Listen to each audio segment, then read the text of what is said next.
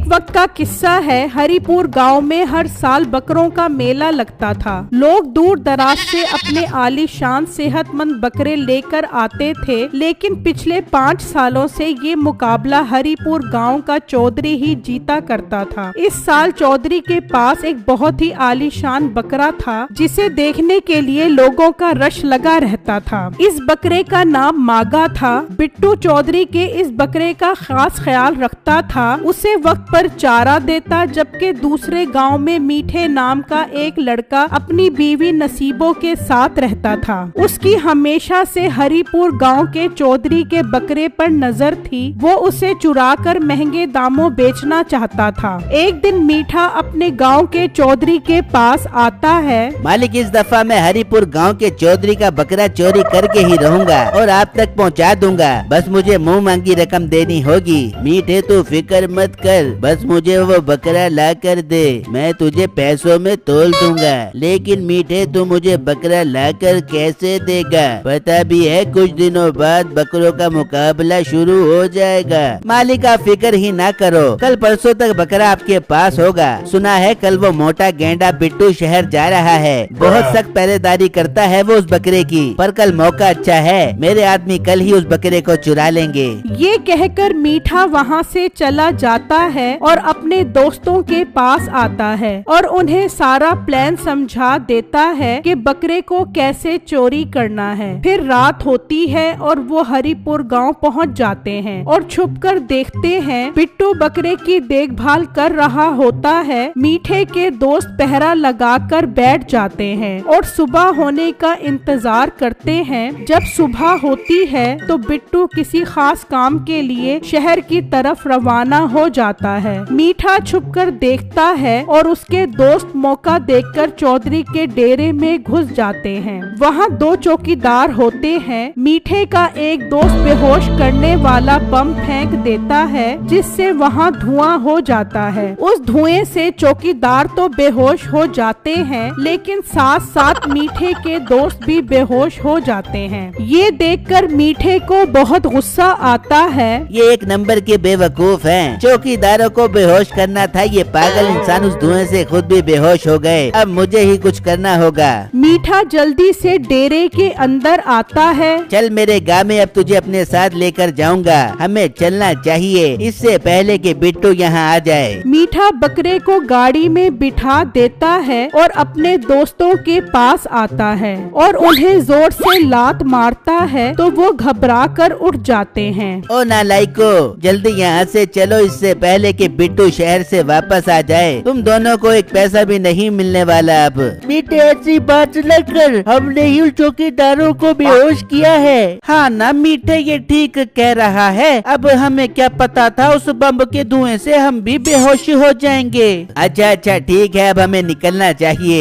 پھر وہ بکرے کو وہاں سے لے جاتے ہیں۔ پھر شام ہو جاتی ہے۔ چودھری بکرے کے چوری ہونے پر بہت غصے میں ہوتا ہے، تبھی بٹو بھی شہر سے واپس آ جاتا ہے۔ کیا ہوا چودھری صاحب، آپ اتنے غصے میں کیوں ہیں اور ہمارا بکرا نظر نہیں آ رہا؟ پھر چودھری بٹو کو ساری بات بتاتا ہے، جسے سن کر بٹو بہت حیران ہو جاتا ہے۔ چودھری صاحب، یہ تو بہت برا ہوا، بڑا فکر نہ کریں، میں آپ کے بکرے کو صحیح سلامت واپس لے کر آؤں گا۔ بیٹو، مجھے تم سے ہی امید ہے، میرے بکرے کو کسی بھی طرح مقابلے سے پہلے واپس لے کر آؤ، مجھے تمہیں شہر بھیجنا ہی نہیں چاہیے تھا۔ بٹو، دھیان رکھنا اس بات کی خبر کسی کو بھی نہ ہو، ورنہ میری بہت بدنامی ہو جائے گی۔ چودھری صاحب، آپ فکر نہ کریں، کسی کو بھی پتہ نہیں چلے گا۔ یہ کہہ کر بٹو وہاں سے چلا جاتا ہے اور سارے گاؤں میں بکرے کو ڈھونڈنے لگ جاتا ہے۔ دوسری طرف میٹھا اس بکرے کو اپنے گھر لے آتا ہے۔ نصیب، اس بکرے کا بہت اچھے سے خیال رکھنا ہوگا، یہ بہت طاقتور ہے۔ گاؤں کا سردار 2 دن کے لیے شہر کی طرف گیا ہے، اس کے آنے تک ہمیں اس کا خیال رکھنا ہوگا اور اس کے بعد ہم یہ بکرا سردار کو دے کر امیر ہو جائیں گے۔ ہائے میرے بیٹے، میں بتا نہیں سکتی میں کتنی خوش ہوں، میں ضرور اس کا خیال رکھوں گی۔ پھر अगला दिन होता है और मीठा नसीबों के पास आता है। बेगम तो इस बकरे का ख्याल रख और इसे टाइम पर चारा डाल। मैं गांव के हालात देख कर आता हूँ, कहीं इस बकरे को ढूंढते ढूंढते वो बिट्टू इस गांव में ना आ गया हो। ये कहकर मीठा वहाँ से चला जाता है और फिर नसीबो बकरे को चारा डालने जाती है। जैसे ही वो कमरे का दरवाजा खोलती है तो वो बकरा नसीबो को जोर से टक्कर मारता है। नसीबो दूर जाकर गिरती है और बकरा वहाँ से भाग जाता है। हाय मेंबर की इतनी जोर की टक्कर मारी है, हाय बकरा भाग गया, मीठा मुझे नहीं छोड़ बेबेगा। बकरा भागकर गांव के बाजार की तरफ चला जाता है। सब लोग इतने सेहतमंद बकरे को देखकर बहुत हैरान होते हैं। फिर वो बकरा भागता भागता चौधरी के खेतों में आ जाता है, जहां ताजा सब्जियां उगी होती हैं। बकरा गुस्से में भागता हुआ सभी खेत खराब कर देता है। उस बकरे की इस तबाही पर गांव वाले देखकर बहुत गुस्से में आ जाते हैं।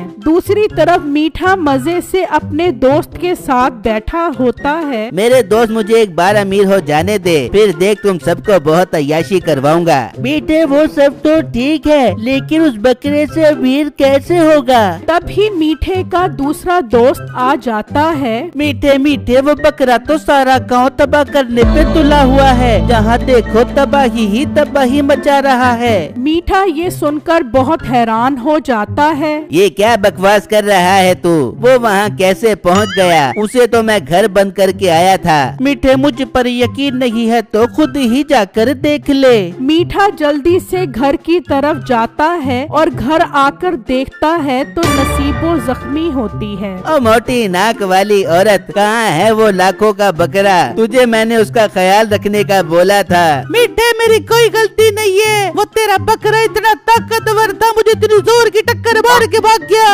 मीठा घर से निकलता है और अपने दोस्तों को लेकर बकरे को पकड़ने के लिए जाता है। दूसरी तरफ ये खबर बिट्टू के गांव में भी पहुंच जाती है। बिट्टू जल्दी से ये खबर चौधरी साहब को बताता है, फिर दूसरे गांव की तरफ निकल जाता है। जबकि वो बकरा एक दरख्त के पास खड़ा घास खा रहा होता है तो मीठा और उसके दोस्त उसे पकड़ने के लिए उसके पास जाने लगते हैं तो वो बकरा वहाँ से भाग जाता है। चलो उसके पीछे, हमें हर हाल में उसे पकड़ना होगा, वरना मुझे लाखों का नुकसान हो जाएगा। सरदार के खेत तो उसने तबाह कर दिए हैं, अगर ये बकरा सरदार को ना दिया तो वो मुझे नहीं छोड़ेगा। तभी वो बकरे के पीछे भागते हैं और भागते भागते थक जाते हैं और उसे पकड़ने का एक मंसूबा बनाते हैं। मीठा एक जाल रास्ते में बिछा देता है और उस पर चारा डाल देता है। बकरा जब इस चारे को खाने आता है तो वो उस जाल में फंस जाता है। फिर मीठा और उसके दोस्त उस बकरे को गाड़ी में डाल देते हैं। बिट्टू छुपा ये सब देख रहा होता है। वो जैसे ही गाड़ी में बैठते हैं, बिट्टू जल्दी से आता है और टायर पंचर कर देता है और गाड़ी नहीं चल पाती। बिट्टू जल्दी से गांव के और लोगों को भी ले आता है। देखो देखो गांव वालों, ये सब चोर हैं। ये हमारे गांव हरिपुर से हमारे चौधरी साहब का बकरा चोरी करके आए हैं। भाई चोरों की वजह से हम बहुत शर्मिंदा हैं। हम सब गांव वाले आपसे माफी मांगते हैं। आप अपना ये बकरा ले जाओ। और हाँ मीठे, सरदार साहब बहुत गुस्से में हैं अपनी फसल तबाह होने पर। बिट्टू बकरे को वहाँ से ले जाता है और गांव वाले मीठे के दोस्तों को जेल में बंद करवा देते हैं और मीठे को लेकर सरदार के पास आ जाते